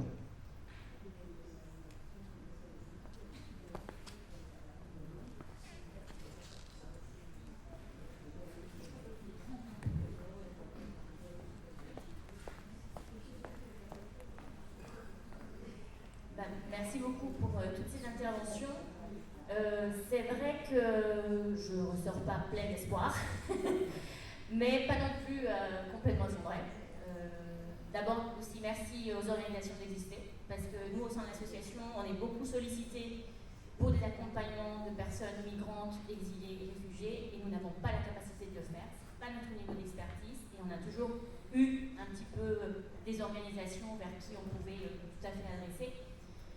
Bien sûr, le travail est très important qu'il soit fait dans le quotidien, parce que c'est des vies en fait qui sont des personnes avec des souffrances réelles dans le concret, et que donc effectivement cette indignation elle doit pouvoir être posée quelque part. Mais en même temps, je voudrais peut-être remettre un petit peu en contexte sur aussi la difficulté qu'une personne migrante, exilée, réfugiée peut avoir à s'organiser. Dans le sens où on essaye aussi de ne pas trop juger en fait le fait de si elle se mobilise ou pas, parce que c'est très difficile de se mobiliser quand notre quotidien n'est pas résolu et quand on est dans un système de précarisation totale, administrative, alimentaire, donc c'est compliqué en fait. Se mobiliser, il y a des personnes qui peuvent le faire dans ces situations-là, mais d'autres c'est très difficile, c'est vraiment compliqué. Donc peut-être inviter pour les personnes qui déjà on a un petit peu plus de stabilité, qu'on peut donner un peu de notre temps en dehors de notre vie professionnelle, à le faire, parce que c'est des causes qui ont besoin d'alliés. Parce que voilà, j'entends bien, il faut que se mobilise, mais comment c'est possible de se mobiliser? Par quels moyens? Quand on arrive aussi dans un pays où on ne connaît rien du tout, où on n'a pas les interlocuteurs et interlocutrices pour pouvoir le faire, et donc comment aussi nous, acteurs de la société civile, on peut accompagner aussi ces processus d'organisation, mais je remets une couche sur le côté, c'est difficile de se mobiliser quand on est en données précaires. Il faut résoudre quoi on va mettre à la table à manger aujourd'hui. Donc voilà, c'est qu'on ait aussi cette réalité, et en même temps, de remettre un petit peu aussi en contexte, on parle pas mal sur la gauche, mais n'oublions pas quand même que nous avons des alliés aussi sur la gauche, qui sont en train de porter ces luttes, qui sont en train de parler dans des espaces divers et variés et qui sont en train d'être sur le terrain, en train de se mobiliser. Donc, allez toquer aussi à ces portes, même si le milieu politique ne nous plaît pas, ne nous intéresse pas, comme on l'entend souvent, la politique elle s'occupe de nous. Et donc voilà, comment on peut aller aussi porter voilà, ces combats auprès de politiques qui peuvent nous entendre parce qu'ils l'ont aussi au cœur de leur lutte. Donc à gauche, on a bien envie de se taper tout le temps dessus, chose qu'ils font moins au niveau de la droite, extrême droite. Ils trouvent toujours des points de convergence. Oui, là, ils varient un petit peu parce qu'il faut tenir un certain image. Mais voilà, il y a quand même des points d'ancrage où on peut encore se mobiliser. Et peut-être, je laisserai un petit peu en question par rapport à l'indignation, c'est comment on peut créer des systèmes d'articulation un petit peu plus opérationnels entre mouvements sociaux, car nous n'avons pas tous et toutes le même niveau d'expertise sur des sujets et qui peuvent être bien mis en commun pour s'entraider, parce que la force militante n'est pas infinie et parce qu'il y a aussi un vrai sujet de transmission aussi à l'intérieur des propres organisations. Donc comment on peut mettre en commun justement ces connaissances pour créer ce système d'entraide vraiment plus concret sur le terrain. Je laisse ça, je ne sais pas comment, mais ça se fait aussi, il y a des tissages, mais voilà, à voir comment ça peut être créé, construit. Je voulais juste rebondir sur cette question d'une double entrée qui est hyper intéressante parce que nous on est vraiment là-dedans, cette question de on est face à des gens, il y a une urgence, une situation, et effectivement on n'est pas là pour savoir s'il est indigné ou pas. On est là pour répondre à des besoins des fois extrêmement essentiels et vitaux. Hein, c'est pas... Donc effectivement, il y a cette question de solidarité pure, en fait, voilà, de solidarité d'un moment, quelqu'un qui est dans un moment très difficile, comment on est là pour accompagner un tout petit peu, c'est pas miraculeux, évidemment jamais, mais effectivement être en capacité d'écoute de cette urgence, voilà, et de prendre le temps de ça. Et effectivement, et c'est là où il ne faut pas que nos assos deviennent des sociétés de service, et nous on le répète, mais énormément, je vous assure que c'est très vite fait le côté glisser vers il faut qu'on fasse des permes, il faut qu'on soit bon juridiquement, puis voilà. Et donc l'idée c'est toujours de revenir, et donc là je reviens au contexte, je reviens à tout le reste, et bien, effectivement on ne peut pas dire à quelqu'un qui arrive d'Algérie, ah oui mais tout ça c'est parce qu'en fait il y a eu la colonisation, tu vois, donc en fait tout vient de là. Bon, certes, mais en fait, c'est pas l'enjeu là maintenant quand on le reçoit, c'est pas la question, alors qu'on sait très bien que c'est la question aussi de politique raciste et xénophobe aussi, parce qu'on n'a pas trop prononcé ce mot de racisme, mais en fait, clairement c'est quand même ça, on l'a très bien vu au moment de l'accueil des Ukrainiens. Effectivement, là tout à coup, nous, la préfecture a trouvé plein de solutions d'hébergement d'urgence, mais en 3 semaines. Quoi.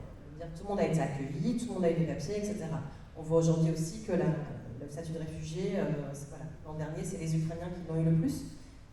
Donc voilà, on voit bien très concrètement qu'il y a des politiques xénophobes en termes aussi de réponse à l'accueil.